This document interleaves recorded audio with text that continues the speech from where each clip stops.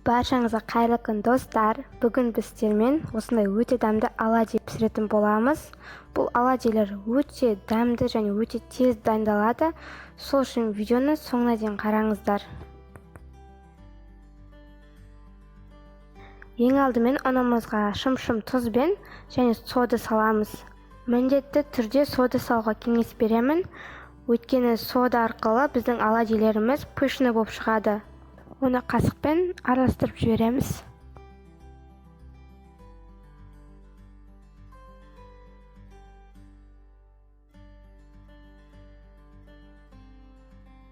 Сосын таза ыдысымызды алып, оған жұмыртқамызды жарып және қант салып, оны жақсылап араластырамыз.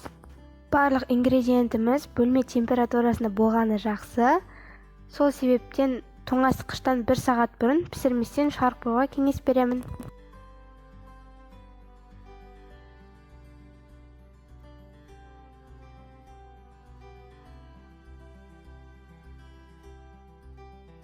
Араластырып болғаннан соң оның үстіне жылы айранымызды құямыз. Айран салқын болса, оны микроволновкада жылытып алуға кеңес беремін. Оны жақсылап араластырамыз.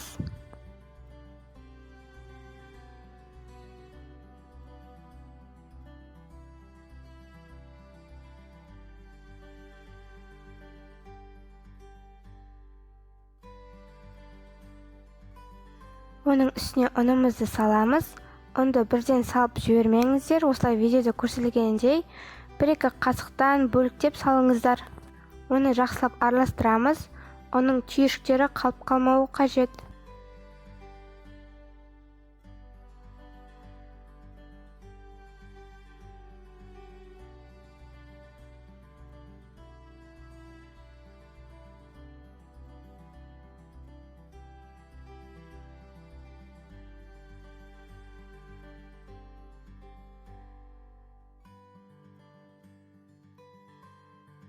Араластырып болғаннан соң тестімізді 5 минутқа қойып қоямыз.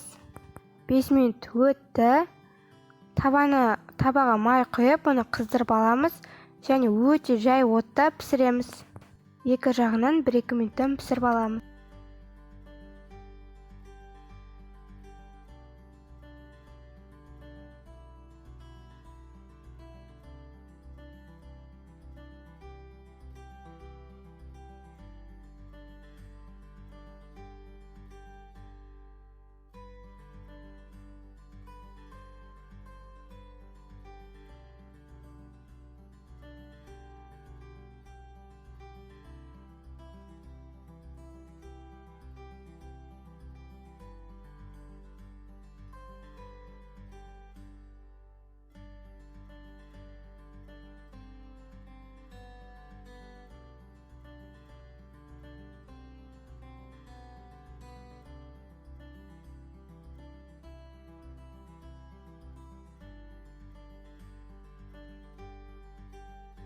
Осылай екі жағынан аударып пісіріп аламыз.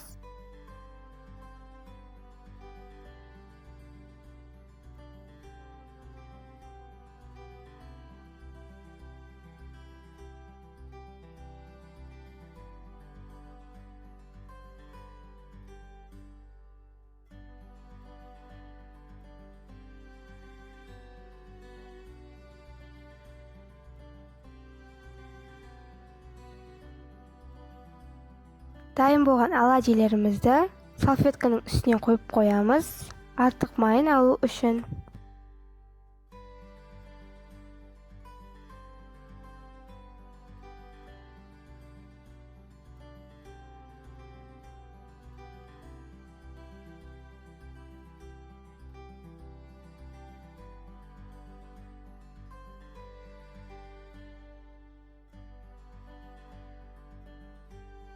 Two hours later.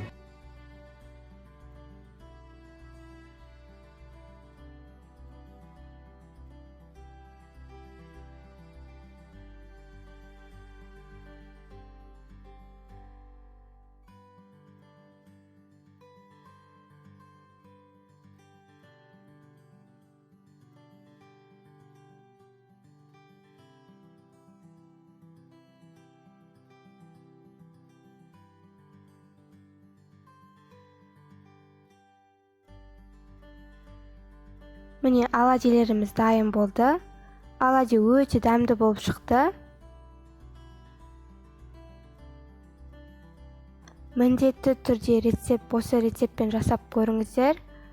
Өте дәмді болып шығады. Ас болсын!